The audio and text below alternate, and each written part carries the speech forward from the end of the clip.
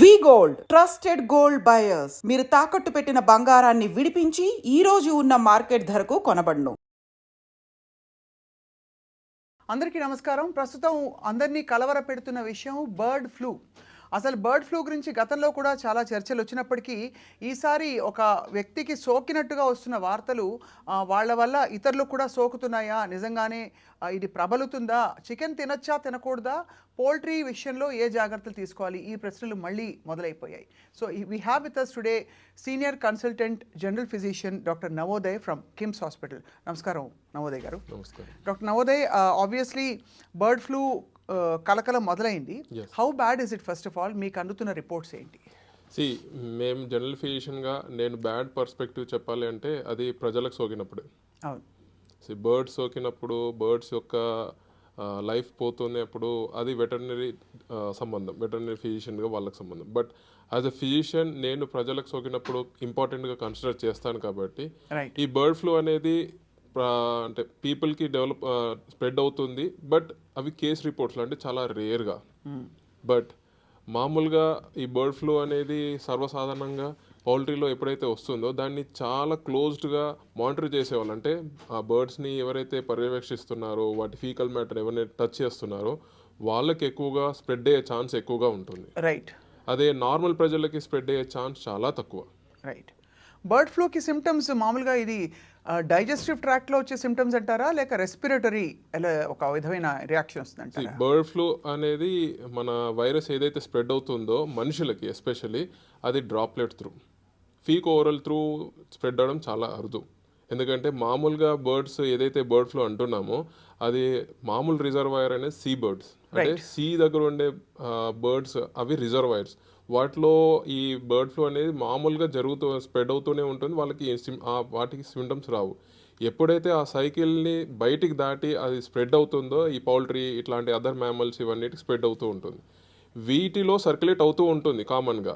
అవి చనిపోతుంటాయి, ఇబ్బంది పడుతుంటాయి. అనుకోకుండా ఏదైతే ప్రజలకు స్ప్రెడ్ అవుతూ ఉంటుందో చాలా తక్కువగా, అంటే చాలా దగ్గరగా దాన్ని మానిటర్ చేస్తుంటారో, వే ఆఫ్ స్ప్రెడ్ ఎవరికి ఎట్లా అంటే ఫీక్ ఓవరల్. అంటే ఇప్పుడు అనుకోకుండా ఒక కోడికి మనకి బర్డ్ ఫ్లూ ఉంది, దాని మలంని టచ్ చేస్తారు, అనుకోకుండా హ్యాండ్ వాషింగ్ చేసుకోకుండా ముక్కు కానీ నోరు కానీ టచ్ చేస్తే ఆ వైరస్ స్ప్రెడ్ అయ్యే chance. So actually remote chances అయినా కూడా మరి బర్డ్ ఫ్లూ అంటే ఎందుకు అంత భయపడతారు? Is it a fatal illness? ఒక డిసీజ్ ఇబ్బంది చాలా మంది కన్సిడర్ చేస్తున్నారంటే అది ర్యాపిడ్గా స్ప్రెడ్ అయినప్పుడే. రైట్. ఆ ర్యాపిడిటీ స్ప్రెడ్ లేదు అంటే ఎక్కడో ఒకసారి ఒక కేసు వచ్చింది, తర్వాత 10 రోజులకి ఇంకో కేసు వచ్చింది, ఆ 10 రోజులకి ఇంకో కేసు వచ్చిందంటే ఎవరు భయపడరు. ఎందుకంటే దాని స్ప్రెడ్డింగ్ కెపాబిలిటీ చాలా తక్కువ ఉంది అన్నట్టు. కానీ ఎప్పుడైతే ఒకే సందర్భంలో చాలా వరకు కేసెస్ స్ప్రెడ్ అవుతున్నాయి అని ఎప్పుడు తెలిసిందనుకోండి, అప్పుడు జాగ్రత్త వహిస్తారు. ఎందుకంటే ఒకే సెకండ్లో ఒకే నిమిషంలో చాలా వరకు స్ప్రెడ్ అవుతుంది, అది మనకి ఎప్పుడు వస్తుందని భయం. రైట్. అంటే మనిషి నుంచి మనిషికి సోకడం బహుశా చాలా ఇంకా అంటే ఈజీగా జరుగుతుంది అనిపిస్తుంది. ఒక పక్షి నుంచి మనిషికి రావడం కంటే కూడా మనిషికి వచ్చిన తర్వాత చుట్టుపక్కల ఉండే మనిషి నుంచి మనిషికి బాగా సోకుతుంది చెప్పచ్చేమో. ఇన్ఫ్లుయెన్జా అనేది కామన్ వైరస్, అది సోకుతూ ఉంటుంది. బర్డ్ ఫ్లూ అనేది పర్టికులర్గా బర్డ్స్లో మాత్రమే సర్క్యులేట్ అయ్యేది. అది అనుకోకుండా జంప్ అయి మన మనుషులకు స్ప్రెడ్ అవుతుంది. కాబట్టి అది బర్డ్స్ నుంచి మనిషికి స్ప్రెడ్ అయ్యేవే చాలా అరుదు. మనిషి నుంచి మనిషి స్ప్రెడ్ అవ్వాలంటే చాలా అరుదు.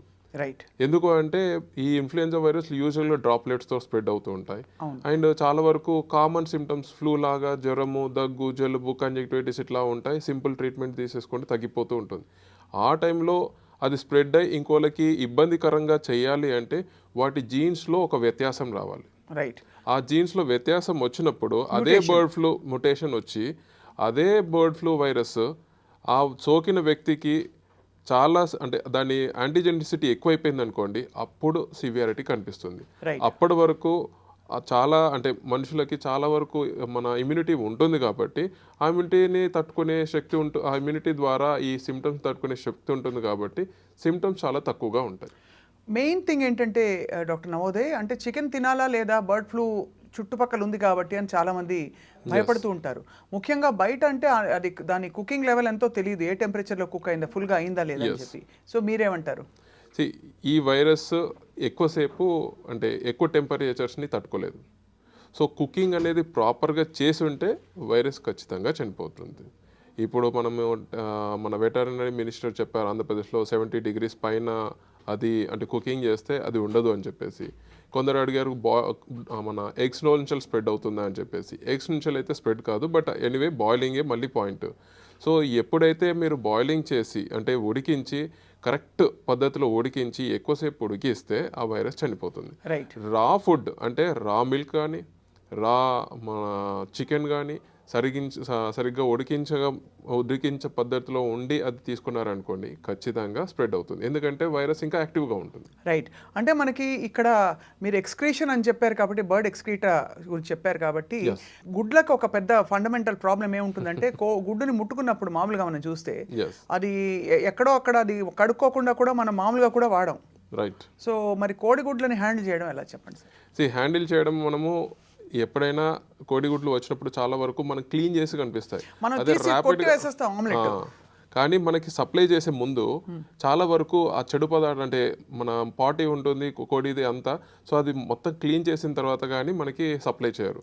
సో ఎప్పుడైతే సప్లై చేసే టైంకి సరిగ్గా క్లీన్ చేయలేదు అనేది ఒకటి, సరిగ్గా ఫామ్ కానీ కోడిగుడ్లు అంటే ఆ షెల్ కూడా సరిగ్గా లేనప్పుడు, ఇంకా ఇంటికి వచ్చిన తర్వాత దాన్ని సరిగ్గా బాయిల్ చేయడం. హాఫ్ బాయిల్డ్ అంటారు, రా ఎగ్ తింటారు చాలా మంది. అసలు ఈ టైంలో అది అవాయిడ్ చేయడం మంచిది. ఒక టైంలో అయితే కోడిగుడ్డు తీసి రా ఎగ్ తాగేసేవారు కదండి చాలా మంది. దాని ఎగ్జాంపుల్ నేనే. ఎందుకంటే చాలా వరకు మన అథ్లెటిక్స్కి ఏం చేస్తారు, రా ఎగ్స్ తింటే చాలా ఎనర్జీ వస్తుంది అని చెప్పేసి అది ఒకప్పుడు చిన్నప్పుడు.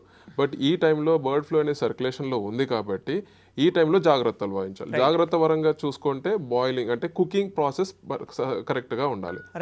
కుకింగ్ తొందరగా 100% కూడా కుకింగ్ తొందరగా అంటే మనం మామూలుగా ఇంట్లో అయితే కుకింగ్ పద్ధతులు చాలా పర్యవేక్షిస్తాం, చాలా జాగ్రత్తగా చూస్తాం. బయట తిన్నప్పుడు పరిస్థితి ఏంటి రైట్ చెప్పలేము.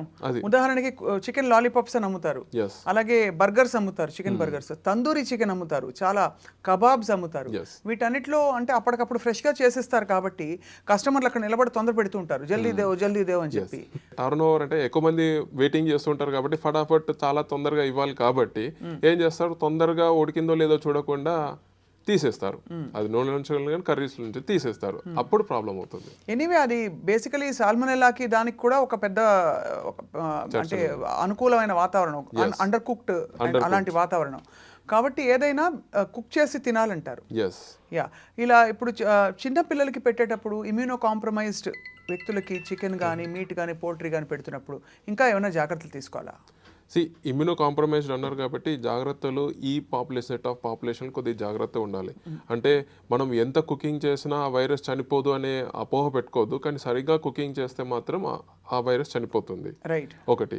కానీ అనుకోకుండా సిమ్టమ్స్ స్ప్రెడ్ అయినాయి అనుకోండి, ఎందుకంటే కామనెస్ట్గా మనుషులకు స్ప్రెడ్ కావాలంటే ఎయిర్ డ్రాప్లెట్స్ ద్వారా, అంటే దాన్ని ముట్టుకొని ఆ ప్రదేశంలో ఉండడం, లేకపోతే ఆ శాండ్ సడన్గా అది కాళ్ళతో అన్నప్పుడు ఆ ఫ్యూమ్స్ పైకి వస్తూ ఉంటాయి, అది పీల్చుకోవడం, ఇట్లాంటి ద్వారానే.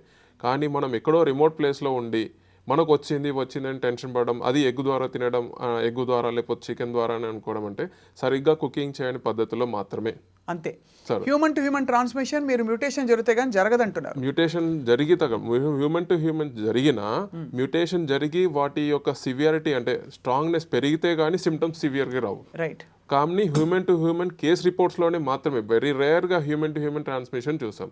అదే మామూలు ఇన్ఫ్లుయెన్జా అనుకోండి ఈజీగా స్ప్రెడ్ అవుతుంటుంది. ఇప్పుడు మామూలు ఇన్ఫ్లుయెన్జాకు ఉంటే మామూలుగా నిమోనియా వస్తుంది, ఫ్లూయిడ్ నిండిపోతుంది, ఈ లక్షణాలకి భిన్నంగా బర్డ్ ఫ్లూకి ప్రత్యేకంగా ఏమన్నా వస్తాయా? అంటే ఉదాహరణకి జిఐ ట్రాక్ట్లో మనకి ఇన్ఫెక్షన్స్ రావడము, డయేరియా రావడము, ఇట్లాంటివి, ఒళ్ళు నొప్పులు. ఇన్ఫ్లుయెన్జా మనం ఏదైతే కామన్గా చూస్తామో బర్డ్ ఫ్లూ ఇన్ఫ్లుయెన్జా అనేది ఒకే ఫ్యామిలీకి. సో ఫ్యామిలీ పరంగా చూసుకుంటే వాటి సిమ్టమ్స్ ఈ వైరస్ ఆ virus symptoms common. Conjunctivitis, upper respiratory, lower respiratory, diarrhoea common symptoms. ఏదో ఒక స్పెసిఫిక్ సిమ్టమ్ బట్టి ఇది బర్డ్ ఫ్లూ అని చెప్పడానికి వీలు కాదు, until otherwise we test it. ఇప్పుడు ఏపీ తెలంగాణలో మనకి చాలా చోట్ల పోల్ట్రీ ఫార్మ్స్లో ఇది కనిపిస్తోందని చెప్తున్నారు. సో మీరు for example sir your doctor, మీరు ఏమైనా కొంచెం అప్రమత్తం అవుతారా? బీయింగ్ అ డాక్టర్ ఇంత అంటే మీకు అవేర్నెస్ ఉంది కాబట్టి కొన్ని రోజులు చికెన్ ఆపేద్దాంలే అనుకుంటారా? ఎందుకంటే ఎక్కడి నుంచి వస్తుందో చికెన్ తెలియదు, చెప్పడం కష్టం. అందులో మామూలుగా కూడా ఫుడ్ కంటామినేషన్, నిల్వలు, మీట్ నిల్వల్లో విపరీతమైన కంటామినేషన్ ఉందని చెప్పి ఫుడ్ సేఫ్టీ వాళ్ళు పట్టుకుంటున్నారు ఎప్పటికప్పుడు. సో అంటే ఇప్పుడు నేను డాక్టర్గా నేను ఏం ఆలోచిస్తాను, బర్డ్ ఫ్లూ వస్తుంది అంటే నార్మల్ పర్సన్గా డాక్టర్ పక్క పెట్టేసి నార్మల్ పర్సన్గా బర్డ్ ఫ్లూ వస్తుంది అని చెప్పేసి వింటాను.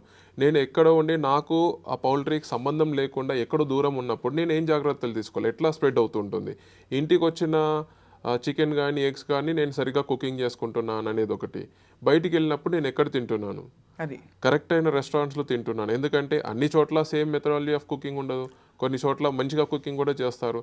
సో బయటికి వెళ్ళినప్పుడు నేను ఏం జాగ్రత్తలు వహిస్తాను, బహుశా నేను ఈ టైంలో చికెన్ తినను, అది చికెన్ తినకపోవడం మంచిది అని చెప్పేసి చూస్తాను. ఎక్కడైతే కరెక్ట్గా కుకింగ్, ఇప్పుడు ఓవెన్లో పెట్టేసి ఎగ్ పఫ్ లాంటి పఫ్స్ ఎగ్స్ కానీ బాగా హీట్ చేసి ఇస్తే పర్వాలేదు.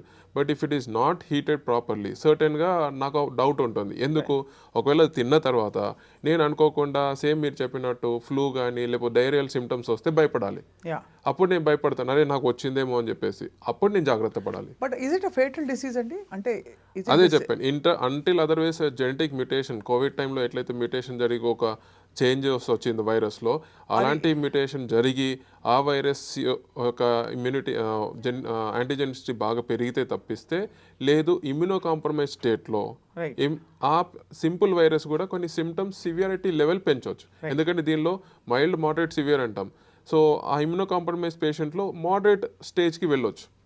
కరెక్ట్. అలా ఫైనలీ డాక్టర్ గారు, మనకి ఏ ఫుడ్స్, మీకు అన్ని కామన్ ఫుడ్స్ తెలుసు పోల్ట్రీకి సంబంధించి, ఏ ఏ ఫుడ్ స్టఫ్స్కి సంబంధించి జాగ్రత్తగా ఉండండి అని చెప్తారు ఇవాళ మా వ్యూవర్స్కి?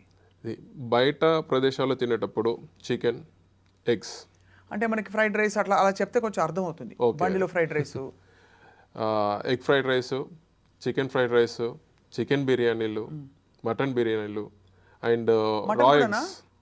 యానిమల్స్ అంటే మ్యామల్స్ కూడా స్ప్రెడ్ అవుతుంది ఇప్పుడా బర్డ్ ఫ్లూ? ఇప్పుడు కాదు, మ్యామల్స్ కూడా స్ప్రెడ్ అయ్యే ఛాన్స్ ఉంది. ఫ్లూ అనేది కేవలం బర్డ్స్ మాత్రమే కాదు, మ్యామల్స్ కూడా స్ప్రెడ్ అవుతుంది, ఎట్లా అయితే మనకి మనుషులకు స్ప్రెడ్ అవుతుందో.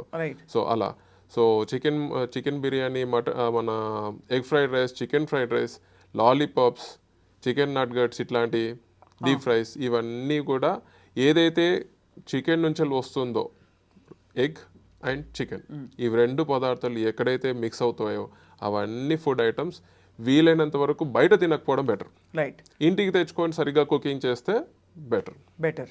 రైట్. మామూలుగా సార్ లాస్ట్ క్వశ్చన్ ఇది, అసలు ఒక పీస్ ఆఫ్ చికెన్ని తీసుకుని దానిలో వైరస్ ఉందా లేదా చెక్ చేయడం సాధ్యమా అసలు మామూలుగా for people who are researching this things? ఎలా అయితే ఇందులో మనకి ల్యాబ్స్లో ఉంటుంది కదా సార్, అలాంటి ల్యాబ్ టెస్టింగ్ సాధ్యమా? ల్యాబ్ టెస్టింగ్ ఉంటుంది. ఇప్పుడు ఇది మామూలుగా బర్డ్ ఫ్లూ అనే ఒక వైరస్ చాలా స్ప్రెడ్ అవుతుంది అంటే అది బర్డ్ ఫ్లూ ఏ వేరియంట్ అని టెస్టింగ్కి మనకి ల్యాబ్స్ ఉన్నాయి. Especially national institute of virology, genomics testing plus virus ఏంటి ఐడెంటిఫై చేయాలి, దాని జీనోమ్ ఏంటి ఐడెంటిఫై చేయాలి, అది వైరస్ నేషనల్ ఇన్స్టిట్యూట్ ఆఫ్ వైరాలజీలో మాత్రమే దొరుకుతుంది. కాకపోతే చికెన్ ముందట పెట్టేసి దానిలో ఒక పీస్ తీసేసి టెస్టింగ్ చేయడం వీలు కాదు, బ్లడ్ ఉండాలి.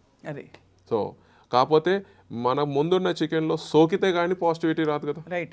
ఇప్పుడు ఒక చికెన్కి ఒక పోల్ట్రీ ఫామ్లో వచ్చేసింది బర్డ్ ఫ్లూ, అది మొత్తం పోల్ట్రీ ఫామ్ అంతా ఇంకా ఈజీగా, ఎందుకంటే మనము మామూలు వైరస్లో ఆర్ఓ వాల్యూ అంటాం. ఆర్ఓ వాల్యూ అనేది ఎంత ర్యాపిడిటీగా 10 మందికి స్ప్రెడ్, అంటే ఒక మనిషి నుంచి ఎంతమందికి స్ప్రెడ్ అవుతుందని, అది జనరల్గా మన పాపులేషన్ మనుషుల్లో చూస్తాం. అదే ఆర్ఓ వాల్యూ కనుక ఉంటే బర్డ్ ఫ్లూకి అది ఎక్కువ స్ప్రెడ్ అవుతుంది. ఎందుకంటే ఒకసారి ఒక బర్డ్కి ఒక పౌల్ట్రీ ఫామ్లో వస్తే పౌల్ట్రీ ఫామ్ మొత్తం బర్డ్స్ అన్ని ఈ డిసీజ్ పారిన పడిపోతుంటాయి. అండ్ అవి ఎలాగో చచ్చిపోతాయి బర్డ్ ఫ్లూ అంటే, దానికి మందేసి ఏం చేసినా ఎలాగో పనికిరావు. కానీ ఆ టైంలో ఎవరైతే దాన్ని మేనేజ్ చేస్తున్నారో అప్పుడు కూడా దాన్ని ఐడెంటిఫై చేయకుండా సప్లై చేయడము, లేదంటే కట్ చేసేసి చికెన్గా అమ్మడము, ఇలాంటివి చేసేస్తే అది చాలా మందికి ఇబ్బంది కలుగుతుంది. అండ్ పాపం మూగజీవాలు అవి బతికుండి బాగుంటేనే కట్ చేసి అవతల పడేస్తారు, తినేస్తారు. ఇప్పుడు బాగాలేకపోతే ఇంకేం వదిలేస్తారు, మొత్తం దాన్ని ఇంకా జీవితమే ఖతం అంతే. రైట్. డాక్టర్ నవోదయ్ చాలా యూస్ఫుల్ ఇన్ఫర్మేషన్ ఇచ్చారు ఐ డ్రీమ్ వ్యూవర్స్కి. Thank you so much sir. నమస్కారం.